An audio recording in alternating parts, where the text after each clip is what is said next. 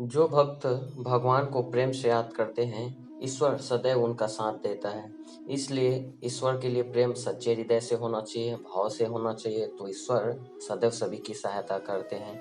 एक समय की बात है, एक संत जंगल में कुटिया बनाकर रहते थे और भगवान श्री कृष्ण का भजन करते थे। संत को यकीन था कि एक न एक दिन मेरे भगवान श्री कृष्ण मुझे पक्का साक्षात दर्शन जरूर देंगे। तब उसी जंगल में एक शिकारी आया। उस शिकारी ने संत की कुटिया देखी। वह कुटिया में गया और उस शिकारी ने संत जी को प्रणाम किया और पूछा कि आप कौन हैं और आप यहाँ क्या कर रहे हैं। तब संत ने सोचा, यदि मैं इसे कहूँगा कि भगवान श्री कृष्ण के इंतजार में बैठा हूँ, उनका दर्शन मुझे किसी प्रकार से हो जाए, तो शायद इसको ये बात समझ में नहीं आएगी। संत ने दूसरा उपाय सोचा। संत ने शिकारी से पूछा, भैया पहले आप बताओ कि आप कौन हो और यहाँ किस लिए आए हो। तो उस शिकारी ने कहा कि मैं एक शिकारी हूँ और यहाँ शिकार के लिए आया हूँ। संत ने तुरंत उसी के भाषा में कहा, मैं भी एक शिकारी हूँ और मैं भी अपने शिकार के लिए यहाँ आया हूँ। शिकारी ने फिर पूछा, अच्छा संत जी, आप ये बताइए कि आपका शिकार दिखता कैसे है, आपके शिकार का नाम क्या है, हो सकता है मैं आपकी मदद कर दूं। संत ने सोचा, इसे कैसे बताऊं। फिर भी संत कहते हैं, मेरे शिकार का नाम है, वो दिखने में बहुत ही सुंदर है, सांवला है और सलोना भी है। उसके सिर पर मोर मुकुट है, हाथों में बंसी है। ऐसा कहकर संत जी रोने लग गया। शिकारी बोला, संत जी रोते क्यों हो, मैं आपके शिकार को जब तक न पकड़ लूं तब तक पानी का एक बूंद भी न पीऊंगा और आपके पास भी नहीं आऊंगा।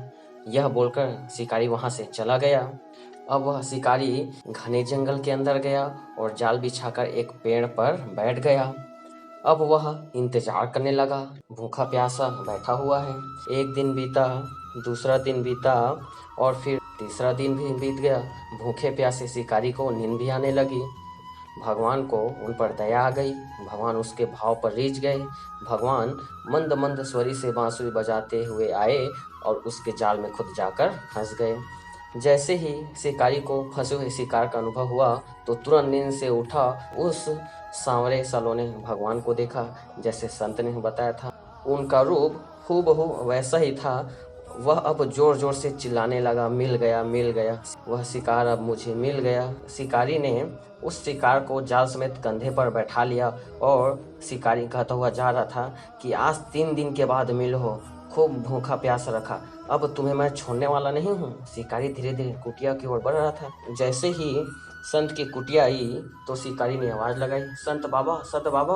फिर तुरंत संत बाबा ने दरवाजा खोला। शिकारी के कंधे पर भगवान श्री कृष्ण को जाल में फंसा देख रहे हैं। भगवान श्री कृष्ण जाल में फंसे मंद मंद मुस्कुरा रहे हैं। फिर शिकारी ने कहा, आपका शिकार लाया हूँ संत बाबा जी, बहुत बड़े मुश्किल से ये मिले हैं। संत के आज होश उड़ गए। संत शिकारी के चरणों में गिर पड़े। संत आज फुट फुट कर रोने लगे। फिर संत कहते हैं, मैंने आज तक आपको पाने के लिए अनेक प्रयास किए प्रभु, लेकिन आज आप मुझे शिकारी के कारण मिले। फिर भगवान बोले, हे संत, इस शिकारी का प्रेम तुमसे बहुत ज्यादा था, इसका भाव तुम्हारे भाव से ज्यादा है, इसका विश्वास तुम्हारे विश्वास से ज्यादा है। इसलिए आज जब 3 दिन बीत गए तो मैं आए बिना नहीं रह पाया। मैं तो अपने भक्तों के अधीन हूँ और आपकी भक्ति भी कम नहीं है संत जी। आपके दर्शन के फल से मैं इसे 3 ही दिन में प्राप्त हो गया। इस तरह भगवान ने खूब दर्शन दिया और फिर वहां से भगवान चले गए। इससे यह पता चलता है कि जो भक्त भगवान को प्रेम से याद करते हैं, सदैव ईश्वर उनका साथ देते हैं और सदैव ईश्वर उनको दर्शन देते हैं।